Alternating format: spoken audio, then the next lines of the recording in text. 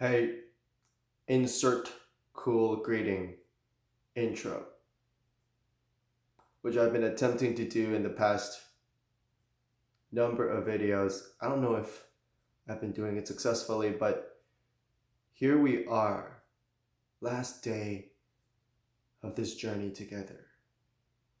I know, again, that sounds really sad, but I just want to let you know that it's been a pleasure to be here on this journey with you. And today, I actually don't want to talk about me. I want to talk about me. What I mean by that is I want to talk about the plan for the plan for implementation. There you go. Implementation. Implementing this plan into my life. I want to let you know what's to come or what I plan to do in learning from my own life. And I hope that by watching this video, you will be able to get a grasp on not only my own learning, but more importantly, your own learning. In fact, I don't even think that the biggest lesson you'll take away from this video is the practical strategies, because let's face it, you can find those strategies online, you can Google them, you can watch YouTube videos on them. But I hope that by being very transparent with you, with the struggles that I've experienced, as I mentioned in yesterday's video, and what I plan to do from that experience and how I plan to move forward, I hope that offers you some encouragement for your own learning experience. Knowing that learning how to learn is itself a skill. So there's the skill of learning, but in learning that skill of learning, it takes time, it takes practice. It's quite meta when you think about it. Talking about learning. So a lot of the principles that we talk about learning actually apply to this process of learning about learning. Let me get right into some of the things I want to share with you today.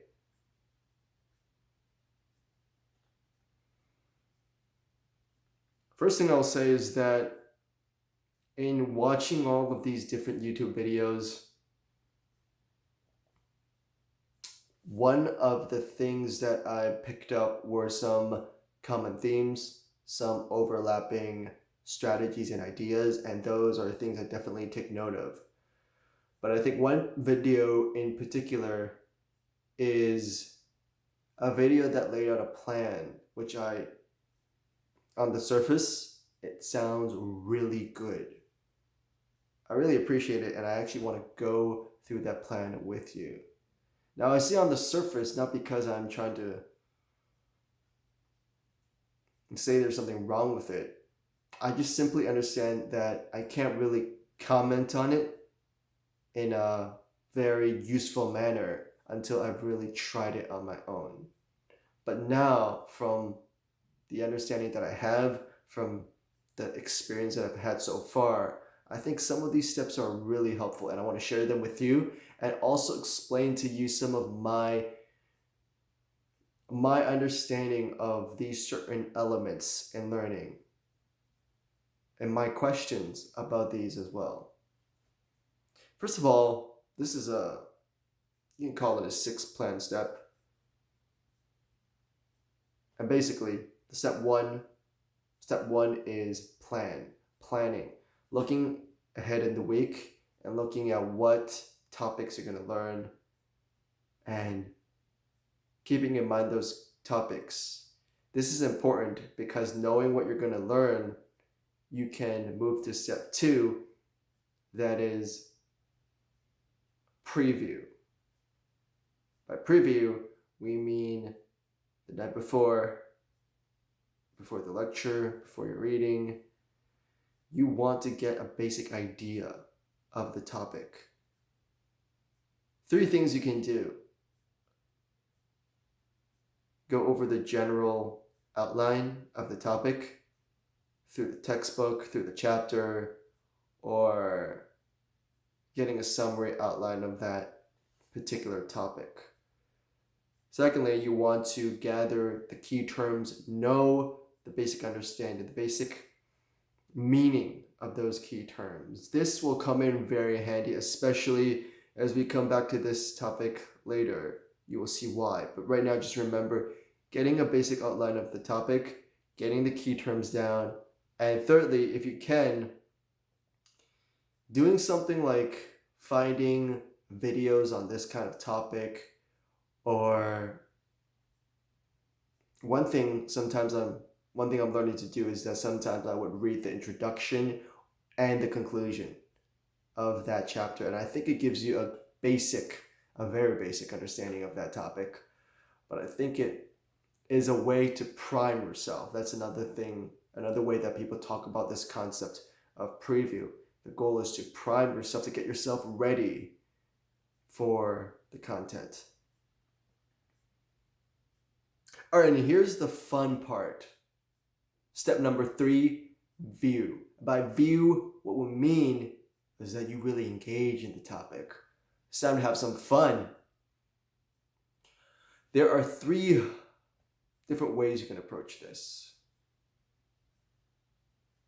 I call it shallow questions, deep questions, and questions for turning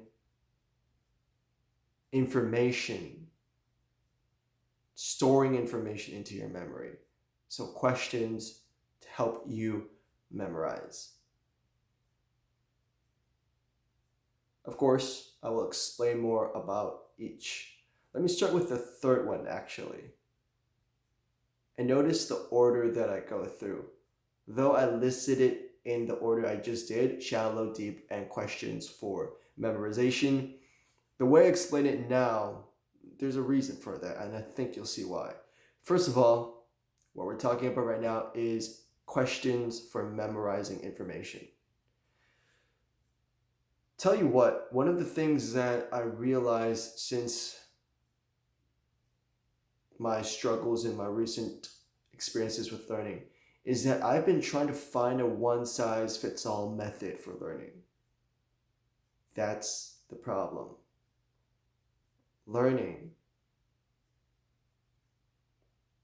well, even depending on the subject, can be so different as to how you approach learning that subject. In fact, I haven't really specified what kind of learning we're talking about in these past videos. Is it learning about a set of knowledge? Is it memory? Is it about memorizing a set of facts? Or is it about understanding big ideas, seeing the bigger picture of how things work? That's very different from memorizing a set of facts. We can have strategies for how to learn about the periodic table, memorizing all the different elements and all the names, but that would be a very different approach than learning how the economy works. Because at that point, you're not trying to just memorize facts and information. You're trying to understand certain things and see how they apply and how you can apply those principles and those concepts in different situations. Do you see the difference? Yet another scenario would be you trying to learn how to play a sport, how to be a better basketball player. That's very different than those first 2 kinds. So I think part of the problem that I've been having is that I haven't specified what kind of learning I have in mind or what I'm sharing with you. Therefore, I've been running into these subtleties in the different strategies that I've been listening and not knowing which strategy, which technique falls into which category of learning, which kind of learning. At the same time, I want to say this immediately after what I just said.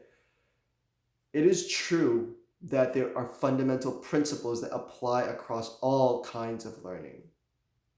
And I do think that fundamentally knowing these principles will help you with your learning across all genres of learning. So I want to put that out there.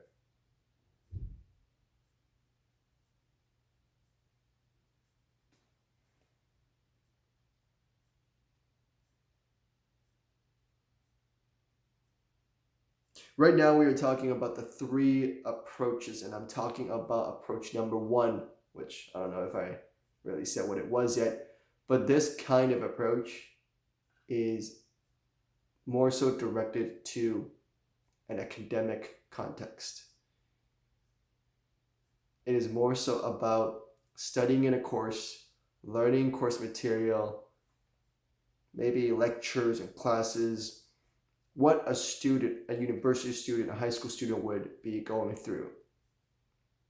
That's the kind of learning I'm thinking about in this first type of questions. And why do I keep saying questions? What do I mean by questions? That is a good question.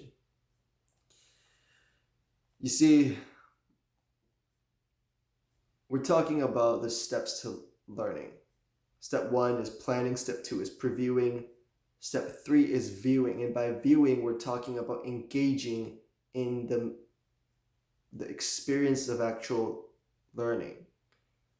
And one of the best ways to do that is by asking questions. We identified 3 kinds of questions. The first kind of questions, as I'm talking about right now, is especially suited for academic learning.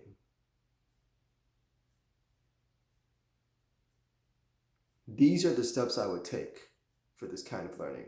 You read the material, reading your textbook, and as you're reading it, all the information that you receive, don't just write them verbatim, don't just copy them down onto your own note page. Trying to come back later to your page of notes, thinking that now you have a more precise, condensed version of the textbook. Basically, what you did is you took all the information from the textbook, you transported it to your own document with all the precise points, the points that you think are important, and you think by reading them over and over again, after copying them down, will consolidate in your memory and will help with your understanding. Listen, I'm not blaming you. That's the way I've been studying for many years. But I'm now questioning the efficacy of that approach. Therefore, what I'm suggesting to you now, after the research I've done, listen, I'm still learning. There are still things that I'm reading right now that I'm studying in a way that is very academic in nature, or at least the way I'm trying to memorize certain facts and information is still very academic-like. Therefore, I'm still learning to implement this approach in my own life right now, and it's just something I recommend to you. You can try it out. First of all, you read it, and then as you're reading it, that's a key word, as you're reading it, any information you receive, any lists or sets of facts, data that you know are important, maybe for your exam, maybe something that you know you just should know as part of this subject, instead of just copying and pasting that information down onto a separate page, write questions on that page. Specifically, turn the information that you have on the textbook on the page into a question that would be asked to cue these response. Does that make sense? You want to write a question about these sets of facts. Example, because I don't think that was really well worded. If they're saying, look, what are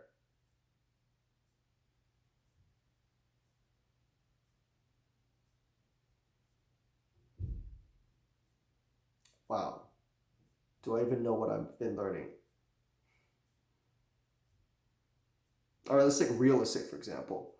What are the core essential elements to a property. Now, in the textbook, it may say core elements to the price of real estate is the location, which includes the neighborhood, the lot, the building itself, certain things about that building, the size. Let's say take those things, all right? Now, you could write down those things that I just said onto your page of notes, or the information that I just gave you, you could turn it into a question and say, what are the elements essential to real estate that affect the price of real estate? Write that question down. Instead of writing the responses, the answers, the information, write the question down. You make up that question. You make that question. And then later, after you wrote the question down, you can instantly recall and ask yourself, hey, what are those elements? And then see if you can just say it verbally. Say them out loud. If you can, good job. That means you're already starting to practice engaging your mind in recalling that information. If you can't recall it perfectly on the first try, that's okay. Go back to your notes and review. This is where you want to review the material, but now, I mentioned this yesterday, your brain is on control F. You are focused. You have a specific question and you're looking for specific answers.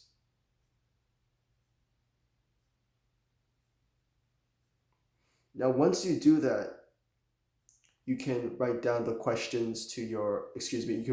answers to your questions in that page, preferably in your own words, with your own understanding and insight after rereading and reviewing that material.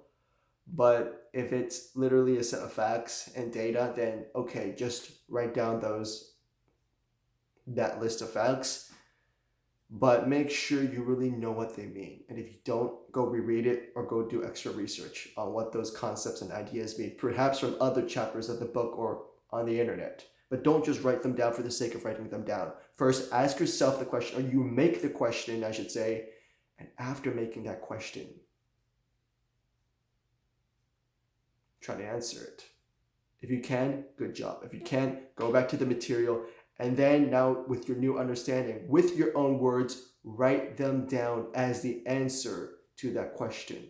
What's good about this method is that even afterwards, as you come back to it after a month or two, first of all, you can just take the questions and put all the questions on a separate page and try to go through the questions. And now you have created a method to test yourself. Secondly, with the other version, with the question and the answers, you basically have your summary notes of the material or of important concepts that you should have in your memory. Therefore, I think this is a possible way for you to absorb and know important information. How does that sound? Hopefully, as amazing as you look. So let us move on to approach number 2.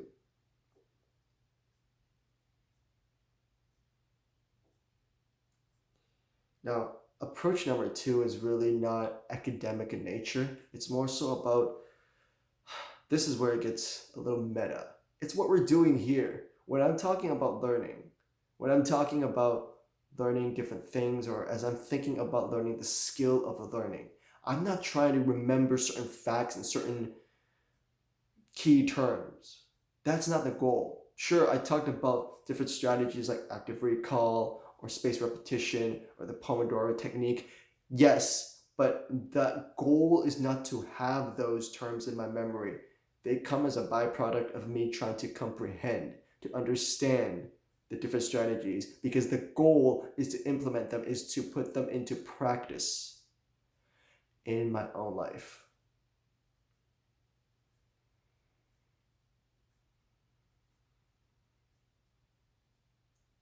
Can you see how they are very different?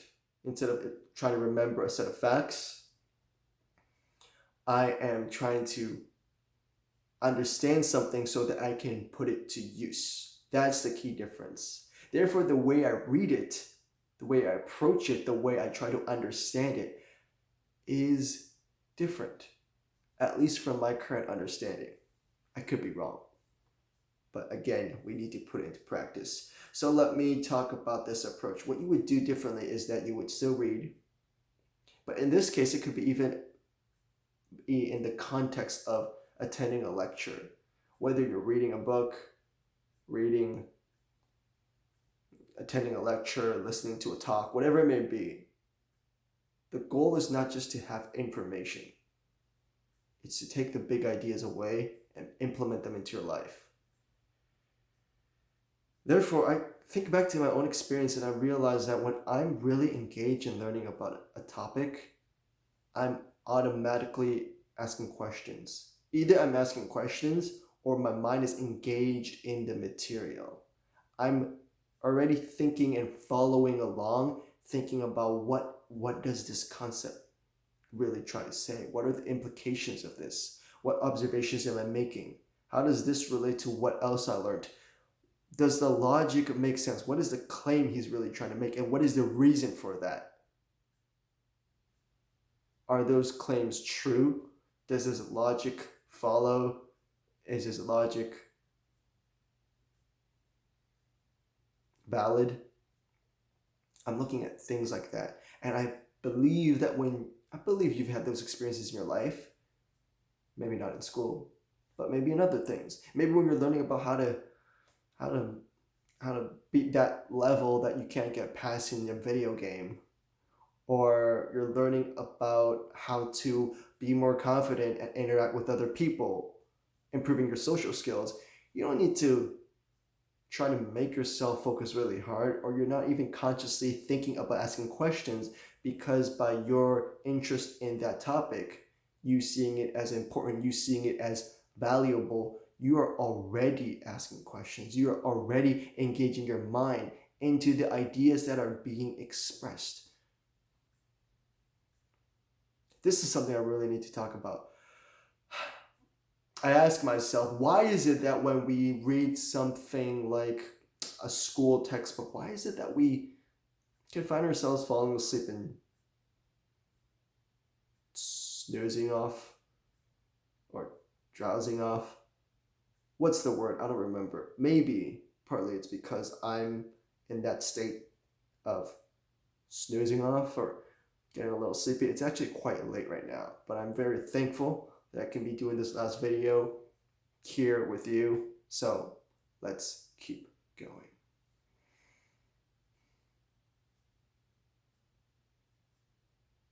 Why? Why is it that we look at certain topics and it seems like we're reading the page over and over again. We still don't understand it after reading it multiple times. We read it, and the speed at which we're reading makes us feel like we're slower than a snail. Why? Yet when we're reading something else, when we're consuming other kinds of information, it feels like our brains are going at 100 miles per hour. Here's why. By the way, if my timing is a little bit off in terms of my pauses, 1, I'm trying to think about it. 2, I shouldn't really need to think about it. I should think about it in the sense that it's very fresh. I literally wrote my notes down an hour ago, and now I should really just use my notes to help me share this with you instead of trying to think about presenting this with you. Just make this more of me going through my thoughts with you. And part of my goal is to do this in a timely manner, and it's already 24 minutes. Wow. Let me try to really sum this baby up.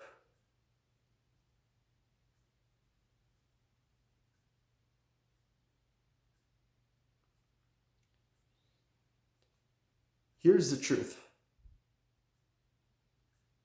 When you really engage in something, you're not just thinking about the words. You're going deeper. And this is why level 2 is called, it's not level 2, but it's the other approach I mentioned earlier, deep questioning. Everything I asked earlier, what is the logic? What is the claim? How does this relate to something else that I've learned? Is what he's saying true? Does it make sense? What are the implications of this? What about this? Has he thought about this? Is he going to cover this? What if this happens? What would happen in that scenario? All these kinds of questions are deep questions.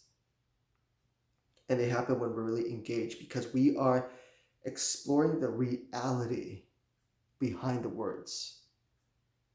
So when you're tired, when you're lazy, ask yourself, you're just trying to understand the words. You're just trying to process the words. On the one hand, it seems like you know every word. You can read every word. You know the meaning of that single word. But together in their phrases, in their phraseology, in the terms, you have no idea what it's saying. You're just rereading it over and over again. So what is the problem? The problem is we are engaging our minds in the words instead of the ideas. I'm reminding myself not to do that right now, even though I have my notes with me. But sometimes a problem that I have with having notes down, especially the more detailed, the more precise, the more well written they are, I have a tendency to just try to read those words because they seem so good. They seem to make so much sense. But that can take me out of my present engagement with you. Obviously, that's a different skill set we're talking about, but I think what is similar here is that when I'm really communicating with you, when I'm really speaking with you, I'm engaging in certain thoughts. I'm engaging my mind and connecting with you. I'm not just trying to say the right words. The words are things, they are vehicle. The words are the vehicle through which I communicate the idea to you. How does that work with learning and reading?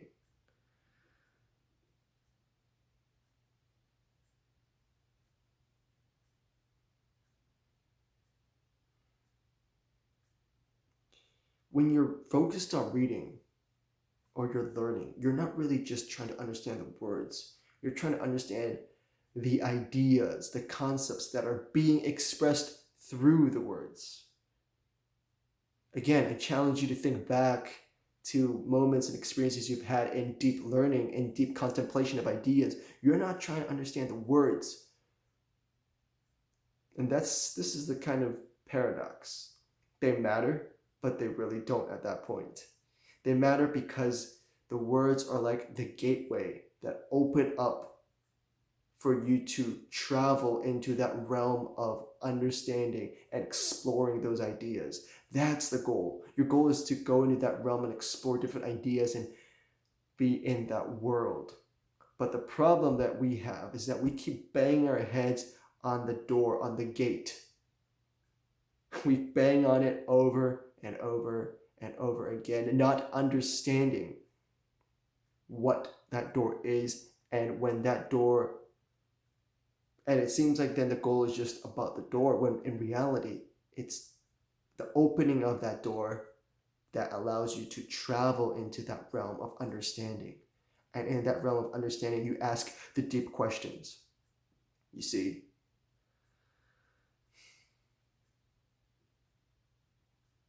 So see if this ordering makes sense. But your first step should really be on focusing on the ideas. You're trying to understand what are the concepts, what the concepts are, what they're saying. And then step 2,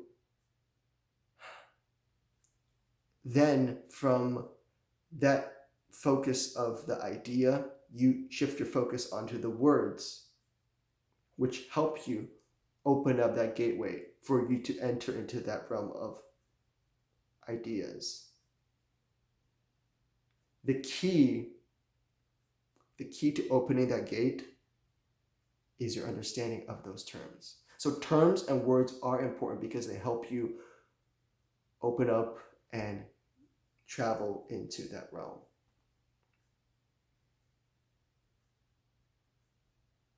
And this is why I put into step 1 and step 2. When your mind is really focused on the idea and that becomes your primary focus, you have the right mindset, you can say. Then from that primary focus, You now engage your mind and focus on utilizing all your language capacities, including choosing the right words to speak. When I'm engaged in speaking, I first focus my mind on what I want to share, what I want to communicate. Then I use my words to communicate that. Or likewise, in reading, when I'm trying to see the big picture and connect to the ideas, not just the words, but the ideas. That's what they're really trying to share. Then I try to understand the words. But don't get lost in the words themselves, because again, the goal is not to just look at the gate. The gate is only the first step in opening up that pathway into the realm of ideas, which is really where we're trying to get to.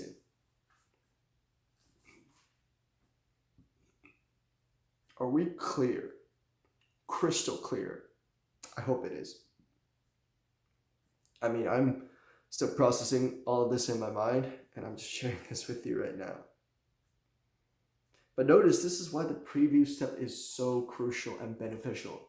What do we say about the preview step? The preview step is about learning certain terminology and understanding certain key terms and words and basic concepts. Imagine if you can have that in the back of your mind, and then you engage in that conversation, and then you go to that lecture or you go read that textbook now, that chapter now, after first having a general understanding of the key terms. Imagine the difference it would make. I can only imagine right now, because I haven't really done that in my university years. I wish I did. That would help us engage in class so much more, and you could actually take less notes and take effective notes, asking effective questions. Well, hopefully it's not too late now. Where you are, where I am, hope we can make the best of the rest, as we said. All right, but let's say, so this is the second approach. I'm going to just move on from there. The third approach is where you are reading it cold. You really don't have an opportunity, let's say in certain circumstances, you don't have an opportunity to do your preview, to prime yourself for this kind of material.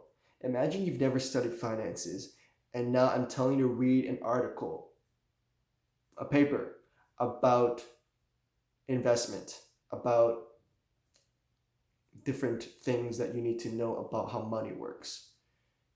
What makes it hard is not necessarily that the concepts in finances are super hard, at least I'm talking about the basics, but it's that when you have no familiarity and you go in there and you're met with all these terms and words that you don't understand.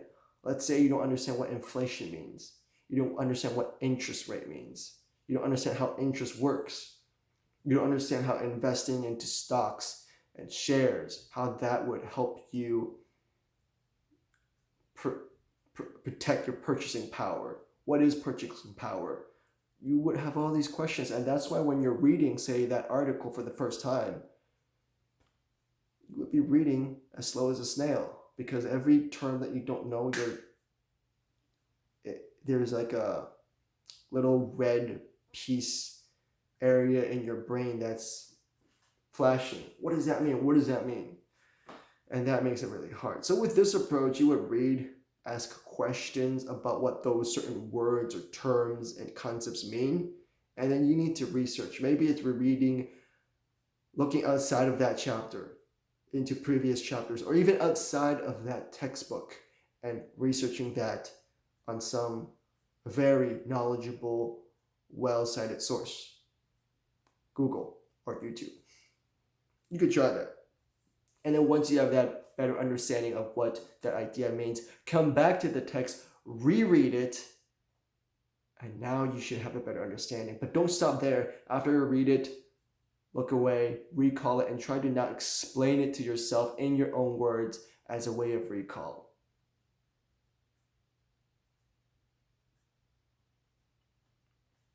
All right, those are the basic 3 approaches we want to talk about in step number 3, view. Again, we're talking about a 6-step process, with this being step number 3. Step number 3, having 3 approaches in asking questions: deep questions, shallow questions, and questions for memorization.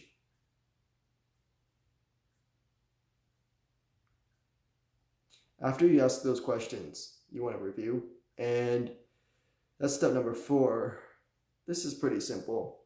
Basically, you want to review. If you're doing it for academic reasons, you want to review. You're reviewing the goal in the certain context of knowing certain facts would be knowing them by memory. That would be the goal. It seems like that is a goal, but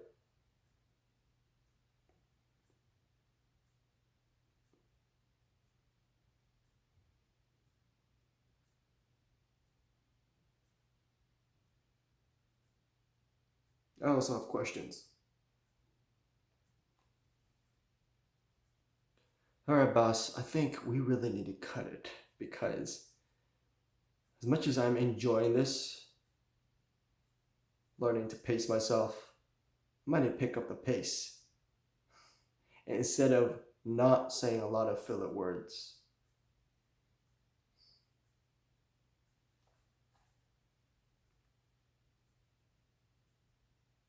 Step 1, plan. Step 2, preview. Step 3, view.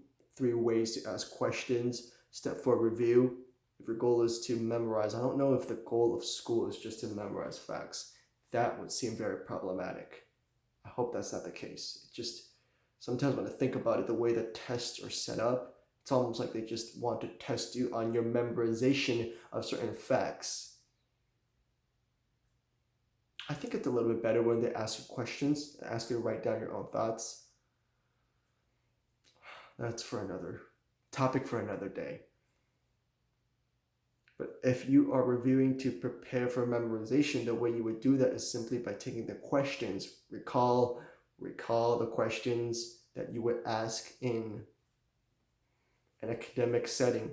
You would be asking questions by turning information into questions. Now, with those questions, you can review them by writing down the answers. So this would really go in hand with the previous step, having your questions and then reviewing them. By the way, I know I said I want to cut the fluff to a minimum. I know this is very unstructured. I put some effort into structuring this, but I know I'm talking about 6 steps, and then within each step there's 3 approaches. That's where it's getting a little bit complicated. I hope you're following along. I hope you're getting something away from this. Let's continue and end really soon.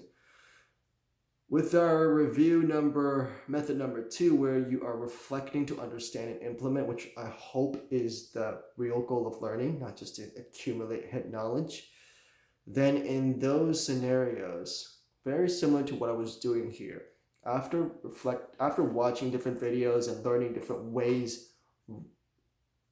Did I read on this? Barely. I should read more. But regarding learning, didn't read too much about learning. Then you take the time to reflect, gather your thoughts, ask questions, and then we learn to implement. It's different than I'm not trying to just remember terms about learning.